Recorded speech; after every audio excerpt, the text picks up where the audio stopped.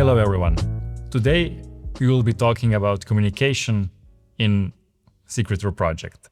And here with me is John Tierney from Achtra. Achtra is our Irish partner focusing on communication and a leader of Work Package 7. John, hello. Hello, Matej. John, can you start by briefly explaining what are the communication activities of Secret Tour project?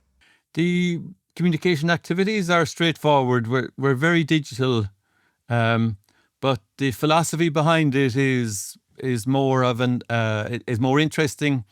The philosophy is about we use the technology to narrate our work. So, as a research project, and as we are working our way through the 3 years of the project, as we come across, as we make new findings, as we work together in new workshops, then our role is to pass on that information live, to narrate what we're doing. It's old school internet blog thinking. So we have our website, which is our main tool. That's our anchor.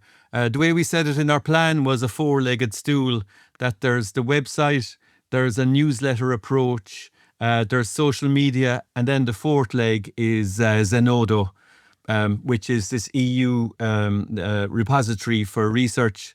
So that's two very strong websites, and then a social media side of things as well. And our team is involved in working with the broader pilots and other partners to populate all of that with information. So where can our audiences find the most information or the most comprehensive information about our activities?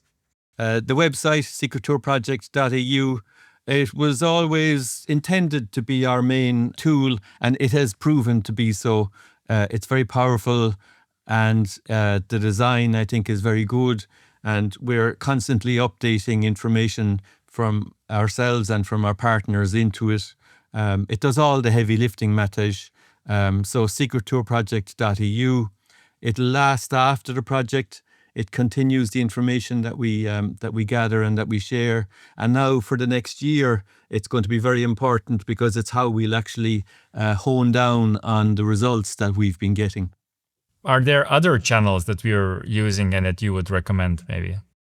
Yes, we took a social media experimental approach as part of the project. We had previously been involved in EU Horizon projects where it was very focused for one or two social media channels. In the last 2 years, I think we've tried 8 different social media channels. One might think, oh, that's a waste, or one might think, oh, why scatter so widely? But the reason is that there has been a major period of flux in social media globally, and we've been trying to understand what's going on with that. So we use X, Facebook, Instagram, and we're trying other options like Blue Sky, and then something I like myself, which is Mastodon, which is a federated social media approach. We're trying all of those as experiments. This is a research project. We want to see what's working. And we're still not there. What's after happening is, and you'll have seen this in your own work, AI is after disaggregating everything. It's after disturbing what was quite an established series of methodologies. And we're seeing each of those different strands having their own merits. But what's going to be happening in a year's time, I couldn't predict. The AI, and particularly the agentic AI, which has developed since January even, is definitely affecting us. We've been doing a few experiments with it, but it's not ready for public usage yet. But the social media, which I was never a big fan of myself, but we've always used it because we're a digital consultancy. It is useful, I suppose, in 2 ways, Matej. I find it useful. Number one, we communicate our message, but what I actually find more useful is we can gather the intelligence of what other people are doing. I love the social media for that, and I think that's how we're running the Secret Tour particularly. We use hashtags We have themes and topics within it, and we trace those across the social media to see how it's changing. Sustainable tourism, regenerative tourism. We have those search terms, and we're following how they grow. They're not major corners of the internet or of social media, but there are some very interesting practitioners out there that we're able to listen to and hear without actually knowing. The intelligence gathering, I think, is the strongest element for us anyway, so far.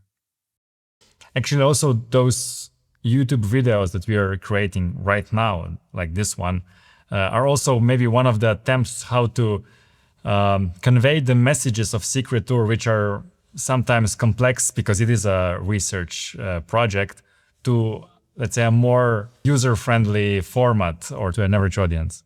I agree completely, because I think what I found in this strand of things is that the YouTube video, people are more likely to actually watch the video than they are to read the PDFs that are behind it, because, you know, our business is we generate docs or PDFs. Whereas if you can see a couple of talking heads, and if you can jump forward, or if you can go speed and a half, people are consuming our message that way. What we're doing with the videos, with the Artur videos, is we're then extracting the text from those as transcripts, and that then goes on the website as well. So we're getting the benefit that if some people are video based and want to watch a video, they'll do so. But if the transcript from your side of things is searchable and findable, then it's getting more of an audience as well. So I think that's actually one of our richest sources of social media that we're doing. It's very information dense. We're getting a lot of information. Artur are getting a lot of information in these videos, and we're finding that actually one of our most successful tools. Yeah, I agree. Is there anything additionally when it comes to communication that you have learned in those past 2.5 years? I think what's come to the fore now is this little tool, and you've seen it in action when we run our internal discussions and when we have our internal meetings. With permission, is we use this little audio recorder for some parts of our meetings, and there's a large room of people sitting around the table. We're discussing heritage communities. We're discussing the Faro Convention, because it's a very democratic organisation. Everybody has a say. And then we just moved the little audio recorder around amongst us, and we're gathering an awful lot of information. And we use the audio then to stay on top of the very deep knowledge that's in the room. And I remember in one case, the team from Switzerland, from Lugano, with their background in UNESCO and the knowledge that they have of UNESCO systems and schema. And they were talking about some issues I'd never heard before that were all worked out already and already solved. And going back over the audio afterwards was a way of having very tight control over that kind of information. And it's very easy to learn then when you have that. So we're gathering intelligence outside the project and within the project as well. For our case, we do an awful lot of community grassroots projects, and I think in future I can see us using the publicly visible, not surreptitious audio recording, but very much out in the open and with permission for certain parts of what we do. It's a great way of gathering an awful lot of knowledge and then sharing that as we need to.